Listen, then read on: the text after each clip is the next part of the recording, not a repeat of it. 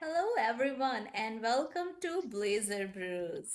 Today episode is going to be very fantastic because this is the platform where conversation around Salesforce, community, spark, motivation, and stories strong as my coffee, right?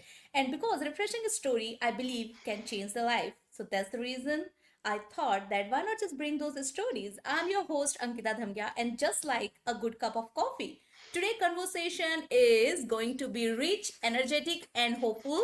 Something that wake up your career ambitions. What do you think, Philip? Oh, the pressure is on, but Ankita, what a lovely introduction. Yeah. And hello, everyone, and great to be with you. All right. So before we get started, I just wanted to quickly recap our last episode. So in the last episode, we have Jitendra who brought at us a tech-driven perspective of Blazer Brew, and everyone is talking about the AI.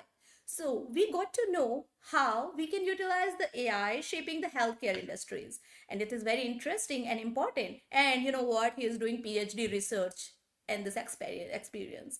So today, we're going to talk about something incredibly powerful. In today's digital world, how do you build your personal brand and truly stand out? And people who know Philip, you are definitely the right person to tell us that how to stand out because I've been following you from maybe a more than an year. So let's please decode this. We have an amazing guest. Join me welcoming Phillips. So the floor is yours. Thank you, Ankita, and it's such a privilege to be here. We've been talking about doing this session together for some time, and we made it, and I'm pleased to be with you all. My name is Phillip Poynton. I'm half English, half Polish. Don't ask me which half is which. I still don't know myself. Um, And I'm a Salesforce recruiter, and I'm proud to say I've been so for over 6 years now, solely focused on hiring Salesforce talent across Poland, but also the wider European market. Um, I've been a recruiter all my professional life. It started totally by chance, like I think many recruiters. Um, but I started my career in London, where I worked and developed my skills as a recruiter and was fully trained with some amazing people. Um, I was working in that profession for 10 years in London, and when my wife is also from Poland, from my hometown Lublin. It's like Dublin, but with an L. That's always how I introduce my city where I live. Our first daughter came along, and we knew straight away that we're not going to be raising a family in London. So we packed our things and very quickly returned back to our hometown, to Lublin, where we now have been living and developing ourselves and our family for the past over 10 years.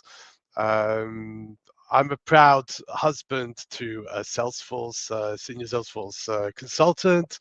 I have two wonderful daughters, too young to be trailblazers, but trust me, they're on the right track. They've got all the mascots and they're loving the whole Salesforce swag thing. Um, and for the past 7 years, solely focused on promoting Salesforce opportunities across Poland, but also the wider European market, as I mentioned. I'm a Salesforce user group leader in my hometown in Lublin, together with my friend Jarek. We lead a really amazing community Salesforce user group. And we just celebrated and had our 10th meetup. And yeah, it's such an amazing platform also to network closely with people and local fellow trailblazers. Um, I'm involved in a lot of initiatives. I really try my best to do as much as I can, and Poland is a very active Salesforce community. We have a lot of fantastic events and initiatives taking place, and I'm also proud to be leading a couple of them.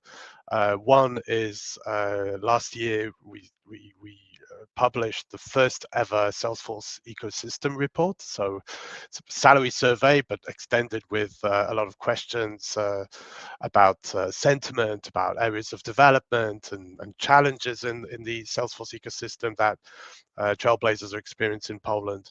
And with all of this data received through an anonymous survey, we published on the day of Agentforce World Tour in Poland, a detailed report, 86 pages in both Polish and English, free to download and learn more about the Polish Salesforce ecosystem. This year, I'm literally heading towards the final month of collecting and encouraging trailblazers from Poland to take part in it, but it's looking really good. We have close to 500 already people completed the survey. And yeah, again, it ends in April, end of April, and then by the end of May, we want to publish the full report in English and in Polish to share an update on the ecosystem and compare some stats. For the first time ever, we'll be able to compare some stats from last year's edition and see what's evolving, what's changing. But I think we all know it's definitely a lot around the AI aspect, the whole variety of agent force products which are coming to us all very hard. So this is definitely a key area also for us here in the Polish market. I've been living on LinkedIn since I really started utilizing the platform, and that's literally since 2009. So it's practically where I live, and it's thanks to LinkedIn, I've had such a wonderful career so far, and I can't imagine doing my job without having LinkedIn. I think I would die if suddenly that was to be missing. That is so true. And it's amazing, Philip, to looking into. You're involved in many other activities and you are doing it very nicely. And many people in the Salesforce ecosystem know you. And even though I have witnessed that, you're fan following. But Oh, come someone on. someone hearing you for the first time, tell us a bit about your journey. How did you get into recruitment? You mentioned that you have started your career into recruitment, but why recruitment and how you step into Salesforce ecosystem? Cool. So like I mentioned, totally by chance. I think I have to go a little bit back further to explain how it all happened in recruitment for me. So in Poland, I was studying English methodology, was writing a dissertation, my thesis, and I wasn't happy. I didn't see a future for myself in Poland, in my hometown. So I knew already that I'm going to be going to the UK. But then an opportunity arose, and I sold my dissertation to somebody in Yeah. Warsaw. Something that I wouldn't recommend anyone to do, and I definitely was not proud of it. But I sold it to literally buy a one-way ticket to London. That was my plan at the Wow. time. My parents, I don't know, really gobsmacked, of course, when they learned everything. But that's what I did, and I made it happen. And I was in London. I'm working in the bars and hotels, doing odd jobs, but loving every moment of it. Uh, and then yes, I wanted to apply for a new job or find a new job as a bar manager in London. So I went on to Gumtree and I paid £5. I didn't have much money then. I paid £5, which was a lot of money for me at the time, to promote my, let's say, ad a bit higher on Gumtree and saying I'm experienced bar manager looking for a job. And then I was within minutes, an agency, a recruitment agency, which I had no clue what recruitment agencies were at the time. Someone from a recruitment agency called me and invited me to come register and explore some opportunities that they have. So that's what I did. Walked in, and yeah, the person, the consultant that was assessing me, let's say, she said, "Oh, Phil, you you should work here. You should work as a recruiter." And I was like, "Oh, tell me more." And yeah, I learned a lot. And then you, you have an interview with our managing director tomorrow in the city centre. Go give it your best shot. Good luck. And that's what I did. I dressed up very nicely. City of London, big skyscrapers. I was in one of those buildings somewhere at the top level. Stressed out. Never had a formal interview like this before. Went in and yeah, waited a little bit for this managing director, a lovely lady called Sarah, and she walked in and she said, "Philip, one question I'm going to ask you. Depending on how you answer, you got the job or not." I said, "Okay, no pressure." And she literally said, "Phil, tell me about your some amazing sales achievement that you've done in your life." Sales achievement. I was thinking, shit, I've been a bar manager all my life. What am I going to say? I upselled a packet of crisps when someone was buying a drink. No, and then it hit me, my dissertation. So I told her the story of how I sold my dissertation and how it helped me get to London and therefore right in front of her. She loved it, fell in love with the story. She said, "Yeah, Phil, you got a job." And that's where I started my career as a recruiter. And it opened my eyes to an industry, a world that, you know, it's just, I was born to do. I love my job. I've been doing it now 19 years, and there hasn't been a day where I regretted taking up and investing my time and my energy into this industry. It's amazing. So I can that's where my feel story that. began, and Yeah. yeah, and it just took off from there. I specialized slowly, gradually into digital marketing. That was like a big boom in London, early yeah, mid 2000s, and then started getting into IT, learning a little bit about the different programming languages because there was quite a big demand. And then, like I mentioned, I came back to Poland. It was a big boom at the time in the IT outsourcing industry. So I had the chance to work with a lot of different software houses, IT firms, and that's where I put my proper foot in. But I was always looking for a niche, always wanted to specialize in something really niche, ideally in IT. And again, totally by chance, I was approached and started my journey with Salesforce. Had no clue about Salesforce before, but when I saw the community and what's happening in Trailhead and the hundreds and thousands of people involved, I said, "Oh my goodness, this is worth investing." And from day one, I was working at PwC, managing the office that was newly established here in my hometown in Lublin, and gradually taking over the Salesforce recruitment for Poland and also supporting the team in Czech Republic. And that's where my journey with Salesforce began. And yeah, I went right in and absolutely adore it until today. Yeah, I can feel that even the way you're smiling, all this calm and the peace I can see in your face as when you're talking and talking about your recruitment career. And this is amazing because you're also one of the people who is changing the life of the other. You're helping the students or to get into how we can step into the sales force, consulting them, and that's very important. And at what moment did you realize that personal branding play a huge role? Because I have seen all of your videos.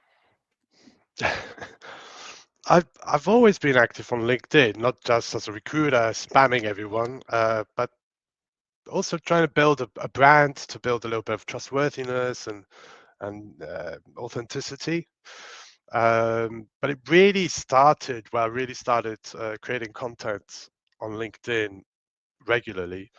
It really started during COVID, and this is where my LinkedIn content creating sort of kicked off. And I would never say I'm an expert or any form of influencer on LinkedIn. I definitely aren't, but I'm definitely extremely good at targeting the audience I want to, and and that's something I'm very proud of. So I know my post reaches the specific audience I want. So of course, Salesforce professionals, but also specific companies and region.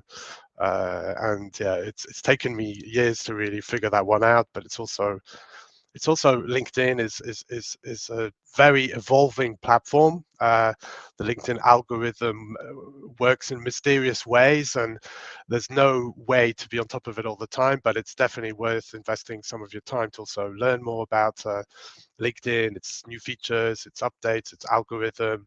There's a lot of really cool people who specialize in really analyzing and understanding where LinkedIn is heading. Truly, because even your simple announcement, it's look like a fun commercials. So Yeah. we need to understand what is like who is the brain behind that. Is it like I was also talking about the backstage that hey, how you getting the idea, and each time whenever you are putting something, it's all the way unique, right? And so how exactly it is happening? It comes to me. I get inspired, whether that's from seeing something, really that makes me laugh or giggle. Uh, you know, One thing for sure, I love to put humor. Like one thing about LinkedIn, it's very corporate, it's very wonderful companies, utopian companies. Everything is beautiful, fantastic, but like Instagram, of course. But the reality is, it's business, professional platform, but you can be yourself, you can be authentic, and you can have a bit of fun at the same time. And I noticed as soon as I started putting out more, let's say, entertainment focused content, things really took off for me. But it's also about finding a good balance. You can't just be a joker all the Of time. But course. however, there's some fantastic, amazing, funny influencers on LinkedIn that constantly inspire me. Uh, but I learned from a friend that I worked in together at PwC. She taught me a very nice principle which I keep to today, and that's having three pillars of content. So three different types of content that you publish and mix up a little bit. So I'll explain. So one pillar of my content is, let's say, more educational. It's around Salesforce, maybe new features of Salesforce. Maybe it's also LinkedIn, a little social hack or some new feature on LinkedIn worth sharing. It's maybe something about a big important new product or feature, or something around Trailhead, or something that I think might be useful for anyone in the Salesforce ecosystem. So that's my educational, let's say, pillar that I try to regularly also publish content about. Second is work. So naturally, I'm a recruiter, and I recruit for a wonderful company called NextView Consulting. Hello, everyone. And also, I run my own boutique agency together with my business partner. So, of course, constantly sharing some updates on different vacancies that are available that we're working on. So that's definitely the second pillar. And third pillar is entertainment. And this is the stuff I really love playing around with. And I kind of mix it up a little bit with what I'm recruiting for, what's happening, or an event that's coming up. And here, literally, it just really depends on creativity and who's eager to maybe get involved. And then, yeah, randomly publish all sorts of funny content from time to time. Of course, your content is always knowledgeable and the people get benefit out of it with a fun way, like a trailhead. Trailhead is also teaching us the learning with fun. So, why do you think that personal branding is very important today, especially in tech communities? Yeah, because less than 5% do it. First, number one. Two, LinkedIn, especially LinkedIn, is your professional Facebook, TikTok, uh, YouTube. It's it's everyone really in the tech world has a LinkedIn account or should be having a LinkedIn account. So I think it's even close to 90%. The last survey, the report I was reading about. It's our place to build our brand, build a reputation of a professional in whatever area of expertise you're in. Let's focus on Salesforce. It's your place to build your network, build your trusted network of people that either inspire you, or or you work with, and you want to have close to you. And that's something really important. Hopefully, I might come back to this because it's important about who you're connected with also on LinkedIn. It's crucial, actually. Um, you will never change yourself. You'll be developing and growing, but you are your own brand. Now, the company you represent, or the firm you represent, institution, their colors in your background, which may change and will change most likely. So you can be the one consistent, sharing same knowledge or supporting the company you're working for. I really support that as well. But you as a person will be recognized as that go-to expert, that subject matter expert, that active content creator, focusing and on the key areas of, let's say, Salesforce or whatever expertise this person wants to share. And that's why it's so important, because you never know what's going to happen today. We know what a challenging environment we're all working in. Things happen quickly, and opportunities are not as popular as they were, post-COVID 2, 3 years ago. So it's very important to establish a strong brand, be recognized socially. It does require a lot of hard work and commitment, but if you get it right, you be consistent, and you invest 1, 2 hours a week in building your reputation and your brand, you will reap benefits that you've never seen before. Thank you, Philip. That's a very important point. We need to understand what content we are posting. Those should be even professional. If you're if you're adding the fun angle as well, you have to maintain the decorum. Also, you need to understand who you are. What is your expertise, and that's where you can. And the third thing is you need to know who is your target audience. So that way you can create an interesting video which can reach out to your target audience, and you can shine out in this way. So many professionals also struggle where to start. Is it a right time? So what do you think that what will be the three steps to recommend someone who started building their personal brand, because people usually hesitated in order to understand when it is the right time? Yeah, it's a really good question, and it's always probably the most challenging thing is to start, and then it's to continue and be consistent. Uh, don't worry that you have to be creating every day different piece of inspiration and content. It's not something that you need to worry about. Uh, I would recommend first you start by really polishing up your LinkedIn. Make sure the important features visible, uh, and that we're talking your profile photo, background. How do you want to be seen? How do you want to be represented? Put some time into your header. Use the right keywords because this is a searchable element of your profile. So the header is not your job title; it's your name, and then underneath you've got what you want to share. It's very important. Don't put in too many details because it won't be that visible. But this is also on Google search.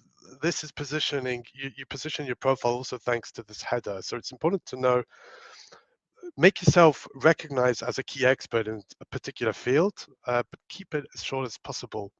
Just with a focus of keywords.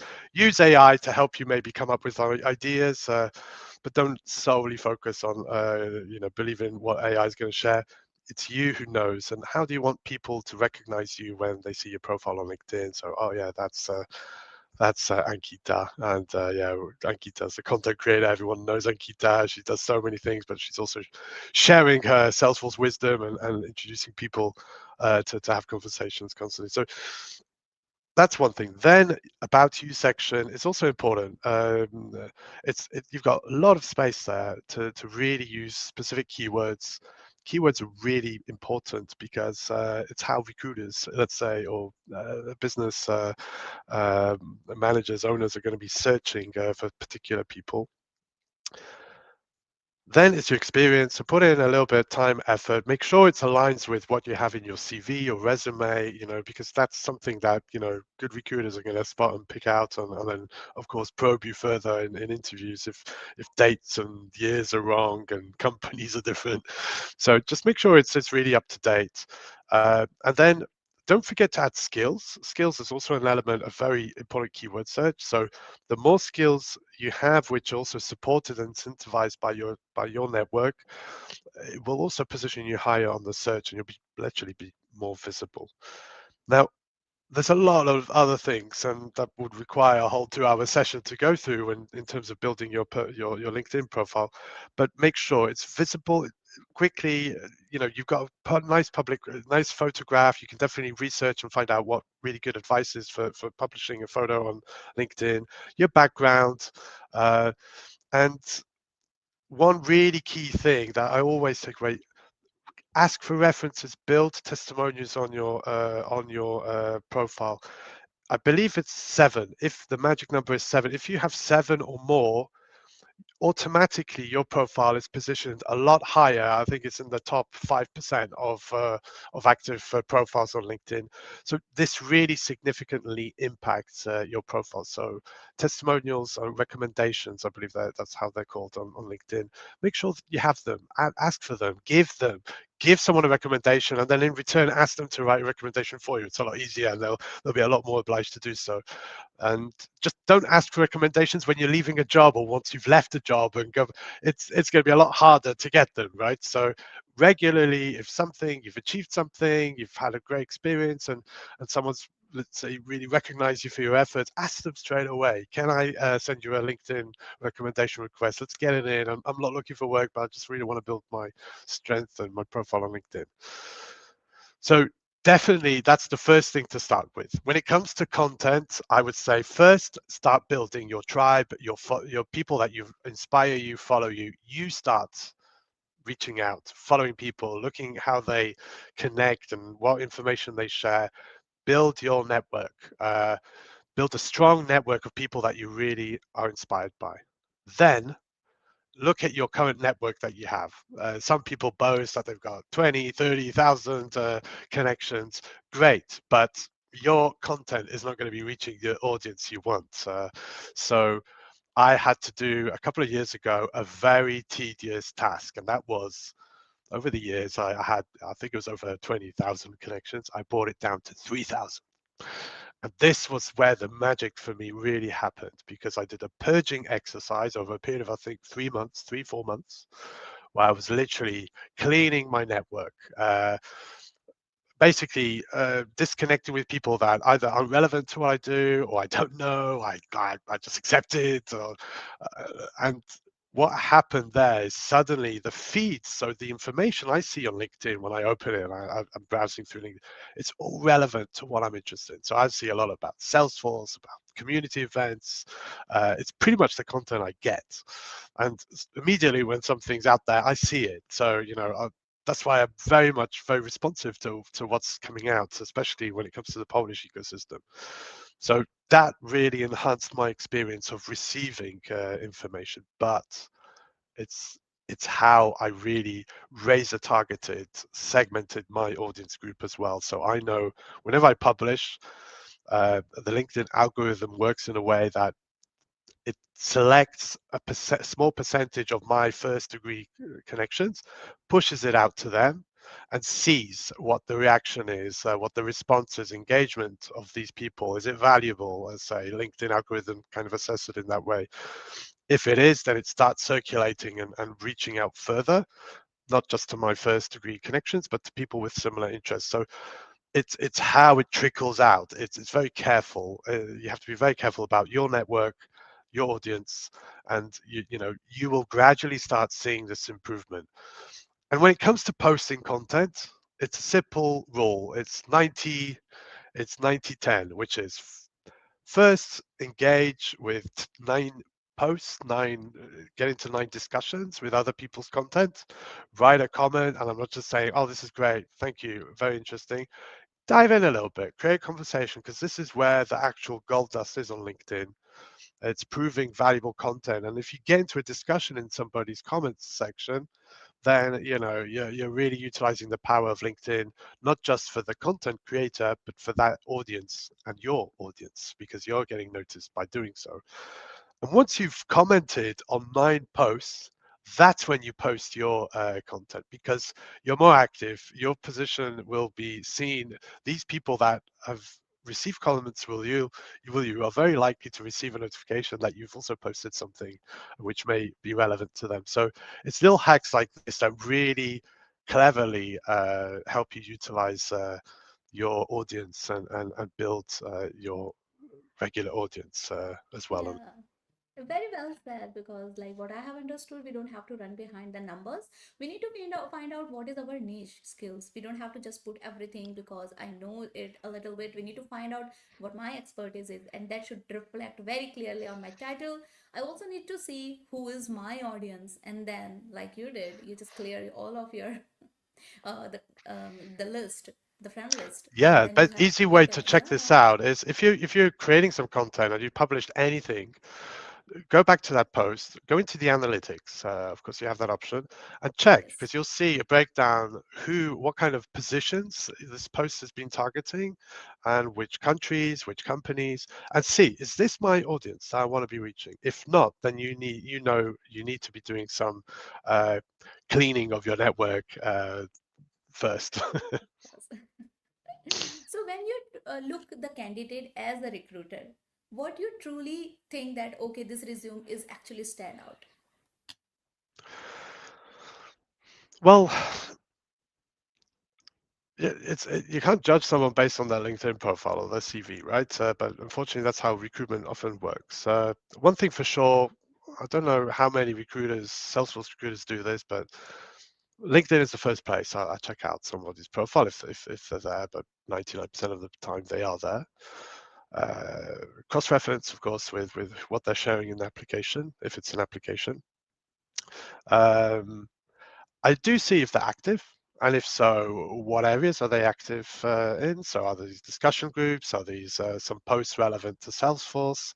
Uh, I like to see that, because then I wonder, how come I haven't come across this person before if they're active? Uh, And immediately after doing a scan on LinkedIn, I go onto Trailhead and cross-reference and double-check, verify things like their certifications that they claim to have and whether they're actually still maintained and valid. But also, I like to have a look and see, are they also active on Trailhead? Are they following anyone? Are they involved in sharing any knowledge? Little things like this. So just kind of start building a picture of this persona. But if they're not active, it doesn't mean they're bad. Of course not. But it definitely gives me a lot more information to absorb it. But for me, definitely is getting a feeling of this person before I meet them or decide to shortlist and meet them. And LinkedIn is great. It's a great place to get first like a bit of a snapshot, a little bit more insight further than just a CV.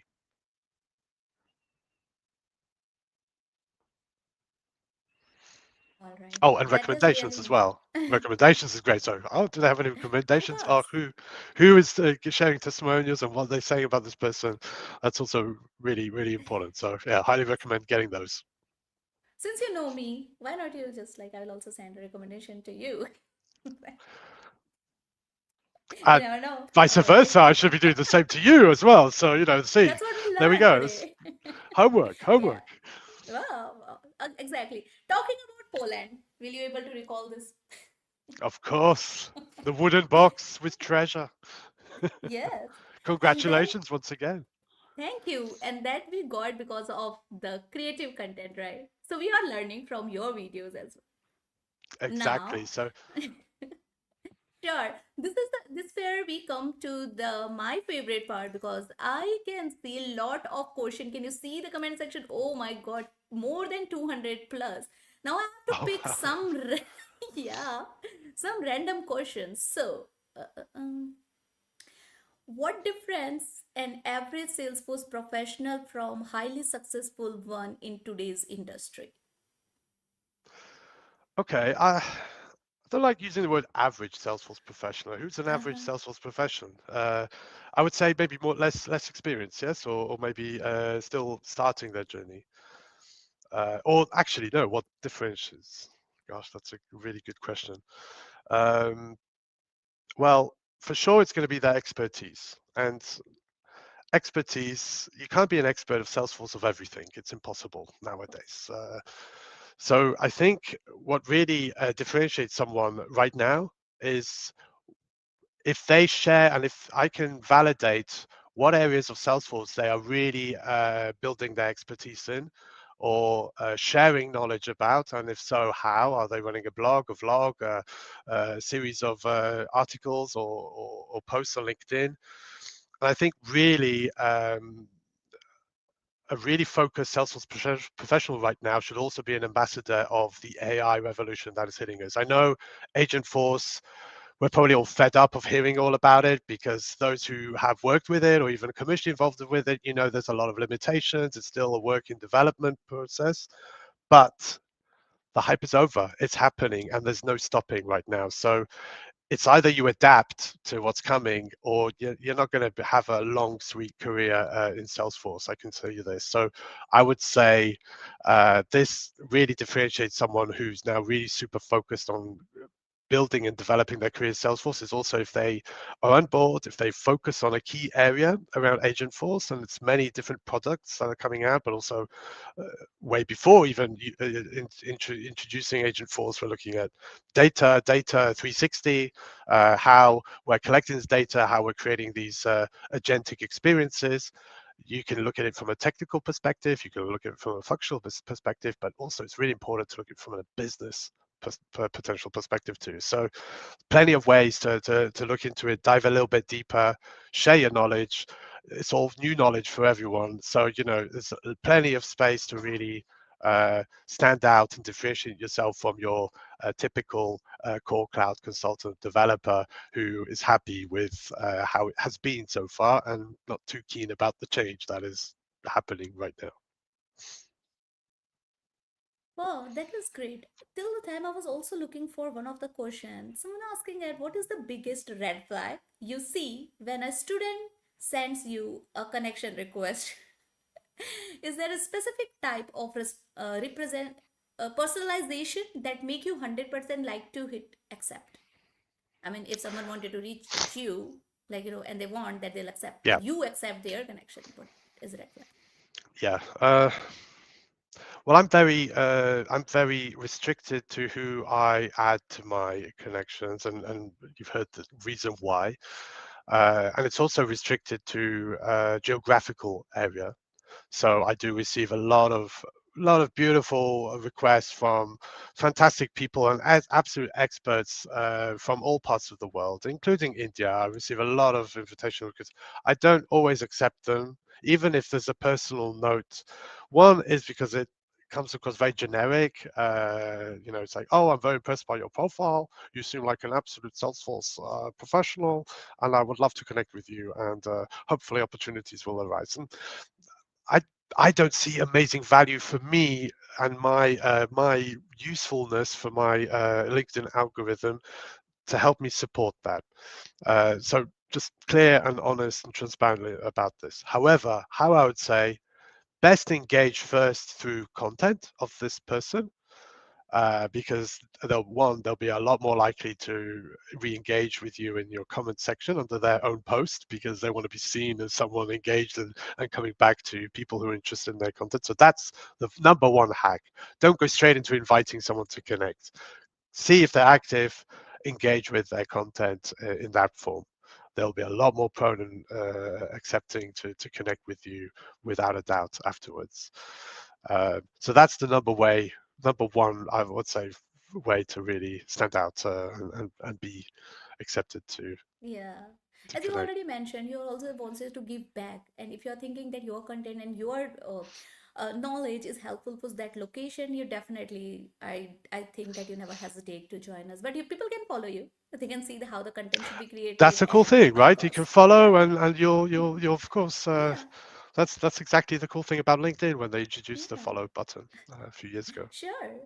And I can say one more. How can a fresher differentiate themselves authentically while building a personal brand? Wow. Good question. And yeah, I think here freshers or entry-level talent or trailblazers looking to get their first gig are really challenged currently in our markets.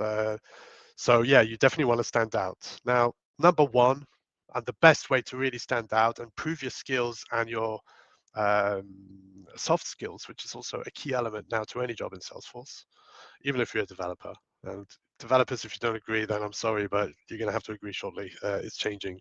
The world is changing. You're also going to be involved in business analysis and advising customers too. If not today, then get ready and brace yourself for tomorrow. So, best thing is what I recommend to trailblazers on the beginning of their career or looking for their first job, build a demo of a solution, whether that's a personal solution, a house management solution on Salesforce, uh, whether this is walking your dog scheduler on Salesforce. I've seen it all basically on Salesforce, but build your own solution with a purpose, business or personal, build it on Salesforce, configure it, uh, and then record a demo dam. If you're not aware what a demo dam is, it's a 3-minute demo of your solution. And record and record and rehearse and record yourself so many times until, okay, this looks good and professional. 3 minutes, publish it, add it to your CV, and show the world that you have the skills to also explain a business process and how you've adapted it into a working model solution on Salesforce and describe the elements, the features you've used, and how you've made it come together. That I would say is a way to really stand out. 1% of freshers do this, and then you just have to do it really well, and you're going to really stand out. And add that to your application, wherever you're applying, then you will be really noticed. Trust me. Of course, of course. So definitely as a developer also, we are now talking to the business and we need to understand what exactly the business going on. We are not just no longer just be a developer. We have to think about the consultant, architect, even from the beginning of your career. This is what I usually say to the fresher as well. Coming to the next question, what criteria do you use when cross-checking activity on LinkedIn and Trailhead to decide if a candidate is truly committed to their Salesforce journey before shortlisting them? Do you really go and see what their activity on the LinkedIn? Yeah, if they're active, I'll definitely look them up for sure. I love it. I'm active myself, so I really want to see how I've got a fellow Uh-huh. active Salesforce professional. I think Okay. cross-referencing, Mhm. what is important to me first definitely is are the company's dates in line with what the application, say in this case, presents. You'd be surprised how many people get things wrong. And I'm not saying it's the faking it or the pretending. I'm just saying it's a little detail that can frustrate and it can exclude you from a process if someone's really specific about these things. Um, I would always say what's important, whether that's in your CV or whether that's identical to on your CV and LinkedIn, it really doesn't matter. Share achievements. What are you proud of? You don't have to give names of companies that you've worked on. You might be restricted to do so, but mention the solution. What role did you have in the delivery of, let's say, this product, this solution for a customer? Or what have you enhanced in an existing instance that you've been working on, let's say, on the end user side? And what was your role in that? What did you literally do to make it happen? And share a little bit about the scale, the size, the complexity, and the technologies that we use. So it's really short. Sometimes, we're looking for now specific skills, specific experience, whether that's, CPQ, now Revenue Cloud Advanced, or I should say Agent Force Revenue Management, because the name changes are hard to catch up with. It could be Velocity, it could be Salesforce Industries, it could be specific, let's say, products, advanced flows, LWC, Apex, integrations. What is it you've been working on? And share the actual keywords. I know we're not always on LinkedIn and we're not updating LinkedIn every day, but do it once a year at least. Update it with new projects, new keywords, new technologies that you've developed, and trust me, it'll be to your benefit because this is stuff that recruiters are also looking for keywords. And a lot of recruiters in the Salesforce space, they don't have a clue what Salesforce is all about. Let's be frank and honest. But I would say there's a very good group, and they giving this information will help them find the keywords and match it to what they're looking for.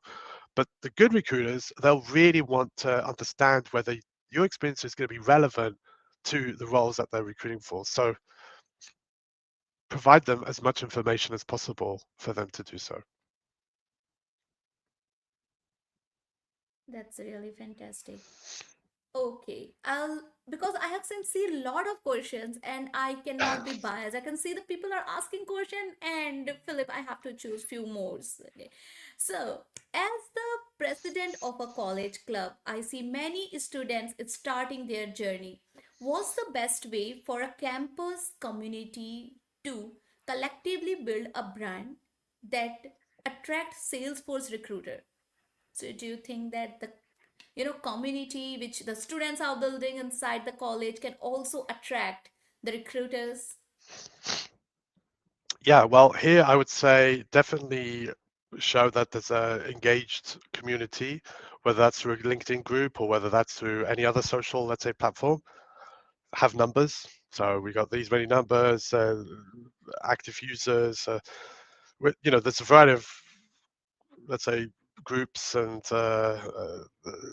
I mean, I'm on Discord, I'm on Facebook, I'm on LinkedIn, naturally, I'm on Trailhead. There's so many different platforms to build communities on socially. It's just very hard to keep committed and consistent. That's the key thing. Don't build it yourself. You need support. You need people to support you on the mission with the goal in this case, right? You want to have recruiters engaged so that they can access this talent and be more involved. Build the community, show the value in numbers to business, whether that's a recruiter, whether that's any business. And you need to be reaching out to these recruiters and say, hey, did you know that there's this community that we've built? It consists of 500 students, literally 14 posts a week. We're talking a lot about this, and that. And we'd love to welcome a recruiter and set up a LinkedIn Live, set up a pre-recorded video introduction, do a little interview with that recruiter, invite them, get them engaged, and start bringing more and more in. So you need to have ambassadors who will start doing network and reaching out and welcoming these guests to to join you. Mm-hmm. Very rarely will they come knocking themselves. So yeah, it's a bit Mm-hmm. of work there, but Yeah. Yeah. Talking about the consistency, I can just pop up one question that how important the consistency versus quality in personal branding. sadly, more important than quality. So consistency means one publication a week, that's fine, but stick to it and never disrespect that target you have. I say personally, I try to do two, three a week. But I manage several channels as well, so I try to do for all channels, which is not possible for me. But consistency is definitely more important than quality, I'm afraid. If you have not built your tribe, your audience, a following, then some of the best top content just won't be seen because the LinkedIn algorithm will cut it short very shortly.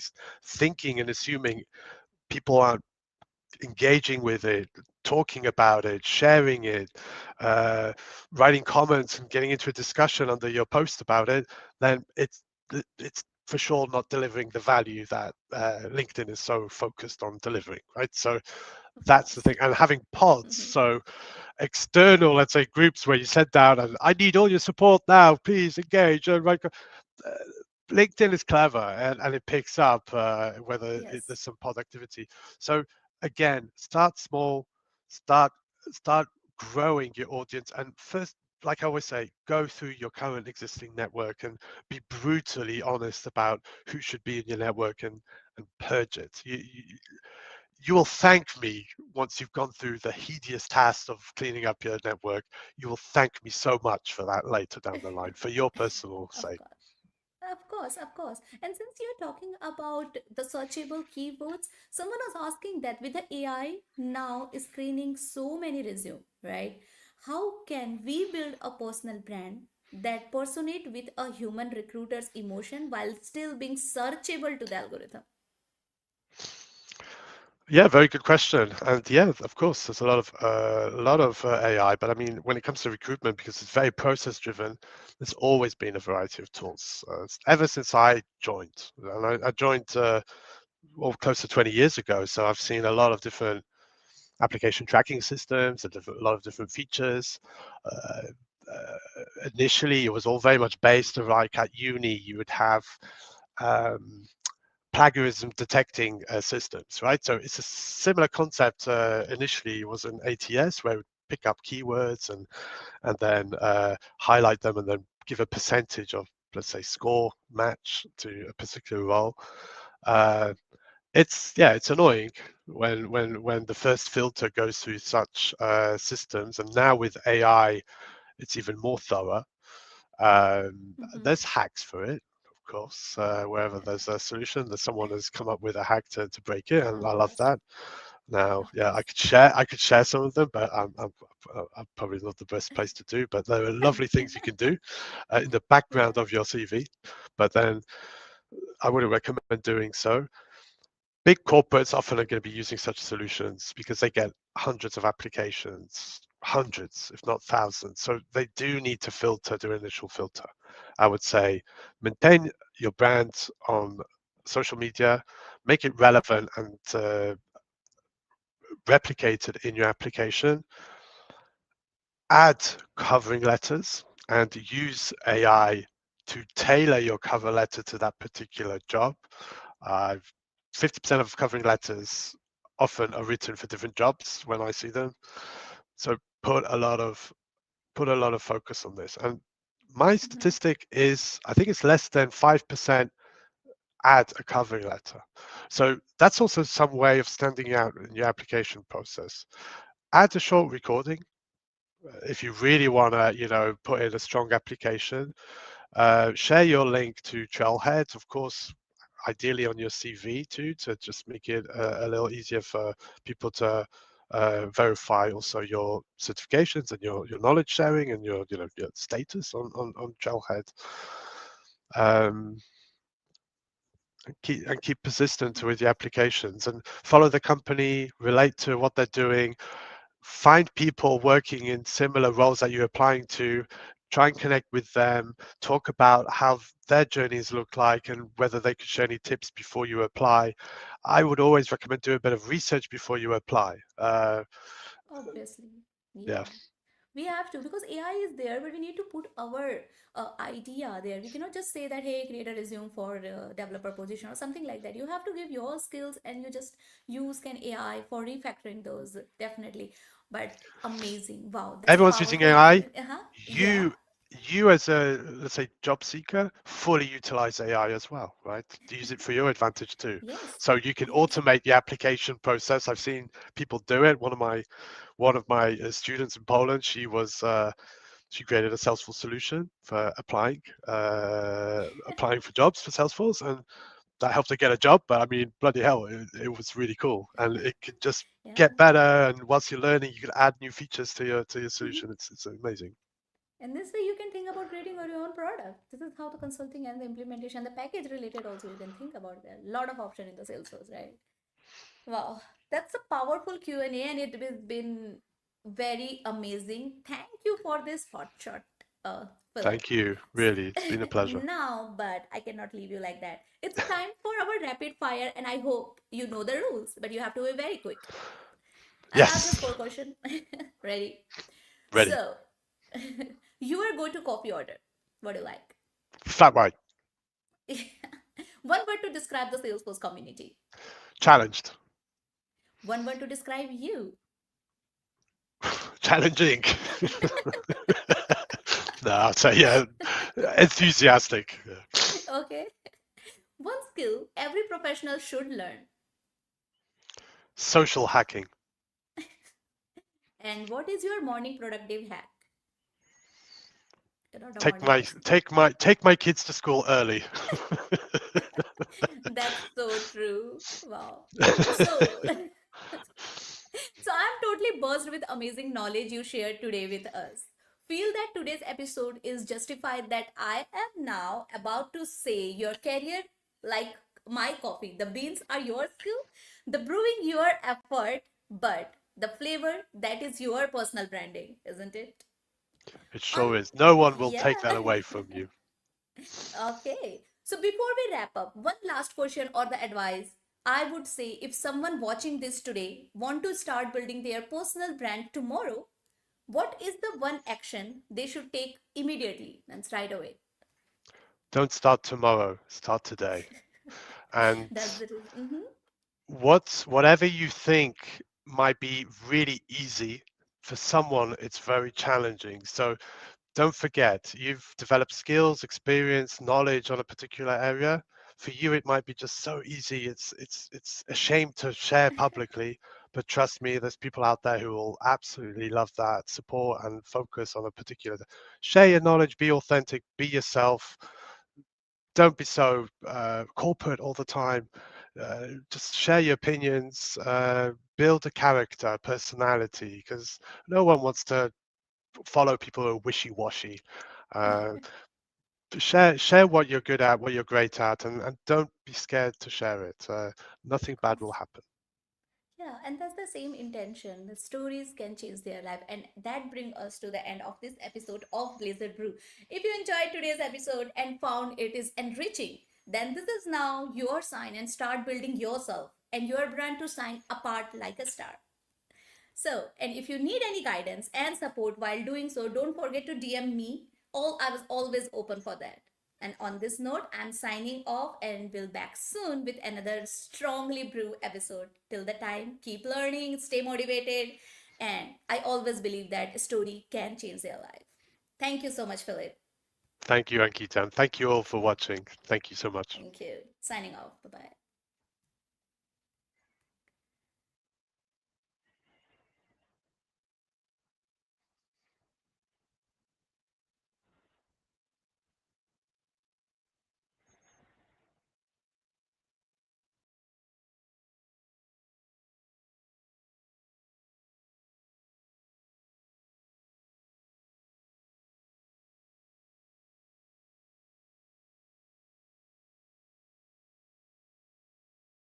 bye.